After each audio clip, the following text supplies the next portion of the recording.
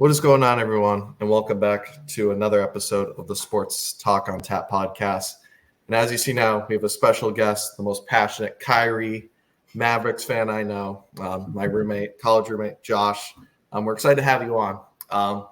Celtics Mavericks predictions. Obviously, the finals is coming up in 3 days. And boy, I can't wait as a non-biased fan. I just don't know how you guys are feeling right now, heading 3 days away. What's the feeling from both sides? Josh, you take it first. You're the guest, so I want to hear your thoughts. I would definitely say it is going to be a tough series. So definitely nervous. Got pretty good duo out there. One of the, I'd say, top three, probably, arguably number one. So yeah, best backcourt. Definitely something to worry about. But we've been. Are you talking about? Wait, so are you talking about Tatum and Brown being the top duo, or Kyrie and Luka being the top duo? Both could arguably be top. Jake, you're laughing. You're laughing, Jake. Bro, no one is scared of Jason Tatum step back. Before the regular season, they were definitely something to worry about. Yeah. No, yeah. Right. We weren't the best dude. Like people weren't scared of us. Now playoffs come around, things change. So definitely. Yeah, that is true. If you were to tell me the Mavericks, like even probably you, Josh, like 2 months ago were to make the finals, everyone would be like, I had us losing to you guys. So.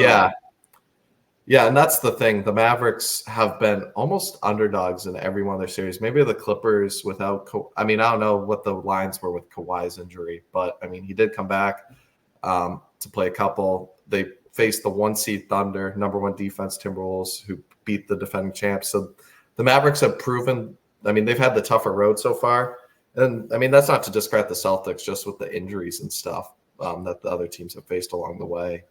But, for me, as a non-biased fan, I'm looking at this series. For me, for the Celtics to win these games, they're going to have to get up by like 20 points in some of these and hold on. Because when the games are like, I think it was like game 2, Timberwolves Mavericks, we were up like 7 heading to the 4th or 8-9, and I was like, man, like this just isn't enough.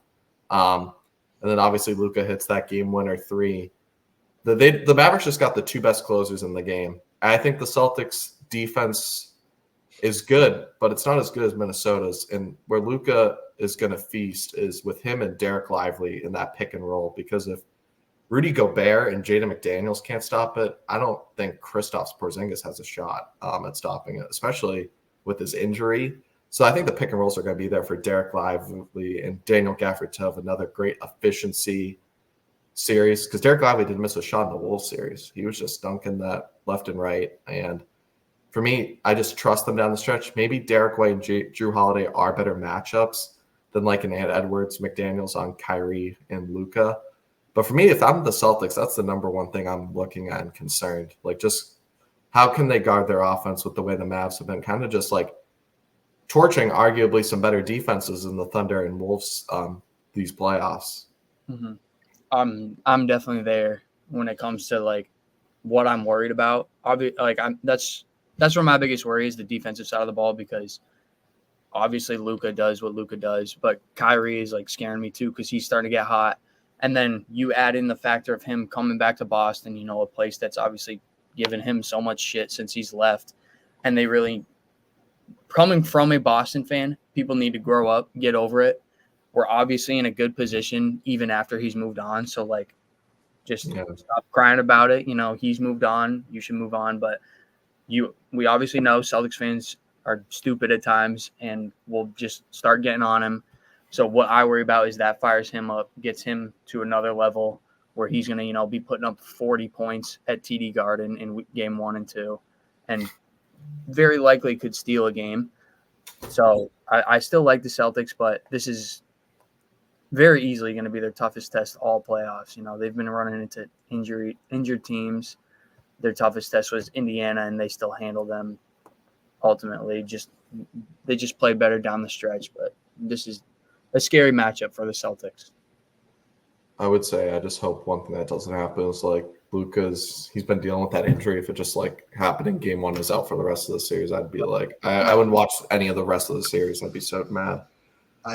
Just you saying that just hurt. Just hurt. Dude, I could just see that, bro. Like I could just see that game one, like some injury. I'm like, oh my gosh. Now this, and then the Celtics will win the chip, and then everyone will just be. It'd be like a credit to like the Lakers, like bubble ring. Everyone will just be clowning that, and I'd feel bad for Boston fans.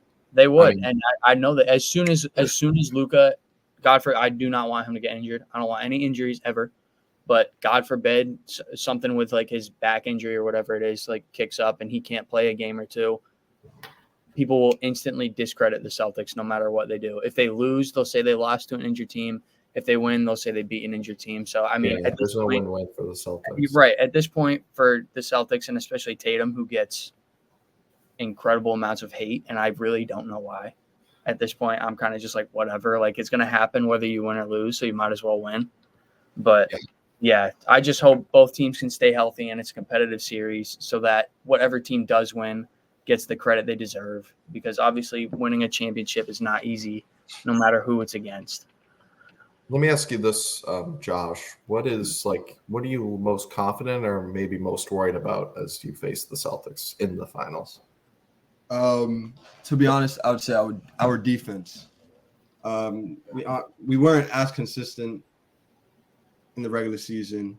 We would see some sparks of defense, but then at a certain point, we just let teams take over. So that was my main worry when it came to the Wolves. I was like, I mean, we have Ant doing what he wants, getting what he wants, like doing absolutely everything that he can. So I'm like, it was gonna be a hard series. We end up winning. So now it's just hoping that we bring that same energy with the Celtics. Although they have played injured teams, we still know what they're capable of doing. Yeah, I'm curious who gets the Jason Tatum matchup. Is that PJ or Derek Jones? Because, I mean, PJ had Carl looking like thunderstruck KD the first 3 games. So that was like, PJ, I didn't know he had that kind of defense in him. Part of it was just Carl not buying a shot. And then, I mean, just the length the Mavericks have with Derek Jones and PJ, they did a great job at the trade deadline too. And then Derek Lively coming off the bench. I mean, he's arguably, from my perspective watching, he's the Mavericks' 3rd best player. He does great rim protection stuff, and then he obviously can catch every lob, which, I'm looking at you, Rudy Gobert. You can't do that. So we'll see. So what are like your guys' official predictions? Like, everyone's healthy. Who's going to be, lifting that trophy and the other team posting the thank you fans? Josh, you take this one first. I want to hear your prediction. I have us in 7. I have Mavs in 7. It could be earlier. I'm not saying 5, maybe 6, but I have us in 7 for sure. Kyrie if it goes buzzer 7 beater. plus. Okay. Kyrie buzzer beater game 7. Imagine. You know exactly from where. In Boston. Dude, Boston fans would actually rather have lost in the first round if that would happen. That might be like a suicide hotline game for everybody in Boston if that happens. I got Celtics. I'm probably going to say Celtics. I got to rock with the Celtics. I'm going to say Celtics in 6. It could go 7, but I hate making predictions. Like I did it, 2 years ago when they were against the Warriors. I was like, oh, they got this in the bag. And that made me like an absolute moron. Curry made us look stupid, and this very well could happen again with Luka or Kyrie. So I got Celtics in 6. I don't know if it's going to play out like the Mavericks series where it's, like kind of low scoring, comes down to the last second, or it's going to be like the Pacers series where it was kind of high scoring, also came down to the last second a few games. But, the offense was much more paced. Obviously, that's how the Pacers play, so the Celtics can play that both ways. But I am curious to see if it's more of a defensive-sided series or just, haymakers back and forth, Tatum 40, Luka 40, Kyrie 35, Jaylen Brown 30. But I'm excited, though. It's going to be an awesome matchup, I think, like for any basketball fan, no matter who's watching. Yeah. So I originally – as soon as both series ended, I originally had the Celtics winning the series. I thought just, the better team. But then I did some background research, like all good sports analysts do. And I kind of looked up, like, when was because Luka, I think, is undeniably the best player in this series, fully healthy. I think even Celtics fans would tell you that. But for me, I just kind of did some background research, like what happens like when the best players on the floor, like each of the last, like however many series. And last year, Nikola Jokic was the best player in the series. Nuggets 1-5. Year before that, Curry was the best player in the series. Warriors won. The bubble, LeBron was the best player in the series. They won.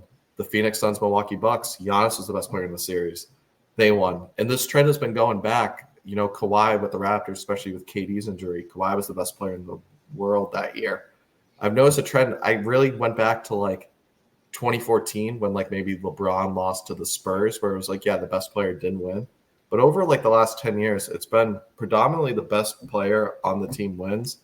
And I think that's what it's going to come down to. I think in the clutch, do I trust Luka Doncic and Kyrie Irving? I know where their spots are on the floor. It's always like for Kyrie, it's like that mid-range game. Luka can just pretty much hit anything, like a step back three at the buzzer.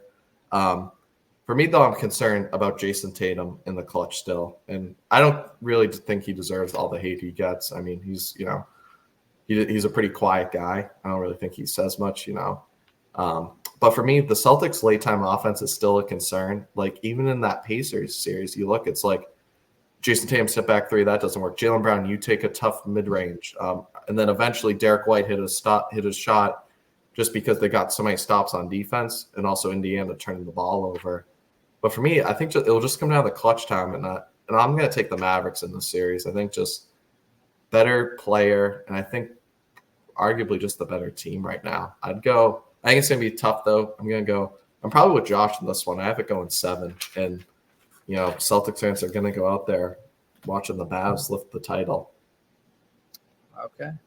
I want to speak on that clutch conversation, because I'm someone who, he's a great player. Everyone could say that, like and if you say you don't, then he's not. Then I don't know, but it's there. He's a great player. So I think when they say like the clutch situation, they're talking about more like, when I talk about it, at least I'm talking about last shot, ball in hand. Who do you want? And for me personally, I want JB. I want JB. Yet probably in the long run, he's gonna in 2 minutes in the game, he's gonna give you what you're looking for. But tie game, I do not want him taking the shot. That's the problem. It's just because he doesn't drive to the rim. He doesn't use his, what is it? How tall is he? Like 6'9", 6'10", 6'9"? Yeah, like he has the ability to drive to the rim every single time. These tough threes, he does not do it, and it's so frustrating. And he still drops like 30, but it's on like 28 shots because half of them are threes, and it's like, bro, you have, he has the capability to drive on 95% of the defenders in the league and score on them at will, and he does not do it. And it's just, I don't know why. And what just makes the Mavs so special for me is when the Celtics, because I know this too from our series, the Celtics or Timberwolves can play great 22 seconds of defense, block a shot, just do whatever they can, and then it's just a fadeaway shot that Luka or Kyrie banks in. It's like, what more can you do? It just becomes demoralizing to a point. And for the Celtics, though, I think we're like, this will be a 7-game series compared to like the 5 we saw with Minnesota in the close games. Was Jason Tatum or Jaylen Brown, they're not going to have those games like Karl did early in that series where he shot like 5 of like 18. Like I trust them more. I don't think they'll have that bad efficiency, but it speaks to how good the Mavs defense has been since the trade deadline. I think this is going to be more of a Derek Lively series than a Daniel Gafford series. But the way Derek Lively's played, he's up for the task. And I'm curious. They say Kristaps is ready to go. I'm just curious, is he like 70% or closer to like 95% of himself? Because those injuries where you deal with in the legs, hamstrings, those can be, always tough to figure out. But the sweep is huge for him, though. Them being able to sweep and get the 10-game rest, it's going to be big. But it's a worry for me defensively, because you just said it perfectly. Like, I don't trust him on the pick and roll to, be a real rim protector. He's more of just a scoring big man who can knock threes down, which maybe is a game changer for them because they haven't really shot the three as well as they did during the regular season, and that's just maybe playoff defense or them just taking bad shots. But he could be a game changer. I don't want it to mess up the flow, so I've heard talks of maybe him coming off the bench, just starting Horford, and then him coming off the bench. I don't know. See that, at least for game one. Yeah, and see how that goes. Like maybe if the Celtics somehow like win by 20 in game one and he's coming off the bench, maybe they roll that for the rest of the series. I don't know. All right, it's going to be a role player series too, I think. Guys like bench players are obviously going to have to step up. Luka's going to score. Hear this guy's name, Jaden Hardy. That dude is a bucket. I did not know of him, but that dude just gets his. Just watch out, man. You'll see. Holy crap. I last read a stat line. I think he was 37 minutes in the Minnesota series with about 32 points or something like that. Yeah, that dude was just straight up getting buckets. I was like, who is this? I like him. He's tough. Yeah. We'll see, though. I mean, Payne Pritchard, what can he do? But Josh, just to wrap this segment up, 2 questions. Will you is the beef real with the Celtics friends right now? And will you be attending the Celtics parade if they do win? Ooh. Are you gonna bust out a Celtics? You got a Celtics jersey? So the first question is there beef with friends? No. Like I haven't. It's been the same way with me and you, Jake. Like, do I when we were winning? Was I trash talking? You see, I wasn't even texting you. Yeah. If one of my friends decides, I was doing the texting. If one of my friends decide to text me first, then of course I'm gonna retaliate, and now I'll be. Yeah, like that Clippers fan. Exactly. He doesn't even know. Right now, I'm currently talking to him. I'm like, dude, who do you want, the Celtics or us? Like, you wanted the Clippers, you wanted the Wolves. I want the Mavs because I take more pride in saying we lost to the champs. Can go. So he went against us instead. Yeah. And then your second question. Will you be attending to the Celtics parade if they're like, come along, Josh? And we'll have to plead the fifth on this one. No, yeah.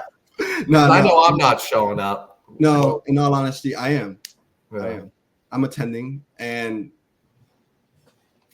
everyone I know knows I attend Celtic games. Like, I actually like the Celtics team-wise. Right. Team-wise. When it comes to player-wise, it's Kyrie. Like, he's the reason I started watching ball. So I just follow where he goes. Yeah, no, that's fair enough. No, Nick, have you been in the game at all out there or no? No, sadly not. I mean, you go to Celtics Mavs though. Yeah, it's not exactly cheap. I was gonna go to TD. Oh, that's what I was about to ask. Minimum was 800. Yeah, that's like all the way back. All the way back. That's maybe how much are game 7? Maybe you could bank on the game 7 and hope for that refund. So basically you're telling me to, just do a few parlays, hope to hit. And if I hit, then game 7. No, just don't go to school next year. Just don't pay tuition next year. Instead, totally fine. It'd be worth it it'd be worth it the Mavs won. But true. But what I would be texting Nick, what I would be texting Josh is I just can't stand Tony Brothers or Scott Foster reffing these games because these games take unnecessarily like 30, 40 minutes long because they're going to the review booth every 10 seconds. Is this a play? Like, play some ball. Like, this is playoff basketball. Like, there was back-to-back possessions. It happened 3 to 4 times. He called that Foster, and I'm like, on an inbounding play, and I'm like, come on, dude. It's like new shot. I hope they get as little games as possible this series because, boy, I mean, the finals is going to be physical, and we don't need to be checking hard fouls for flagrants every time because then what's the point of this? But, yeah, with that being said, though, I mean, should be a great finals. The anticipation, can't believe we're still another 3 days away. But as we get closer, we'll be more exciting, and we'll be back, guys, with our Game 1 preview on June 6th. But otherwise, should be an exciting time. Let us know what you guys think in the comments. Who's winning the series and how many games? Is it more Mavs or Celtics? I know a lot of media are liking the Mavs, but we'll see how it plays out. But with that being said, make sure to like and subscribe if you enjoy this kind of content, and we'll catch you in the next one. Peace.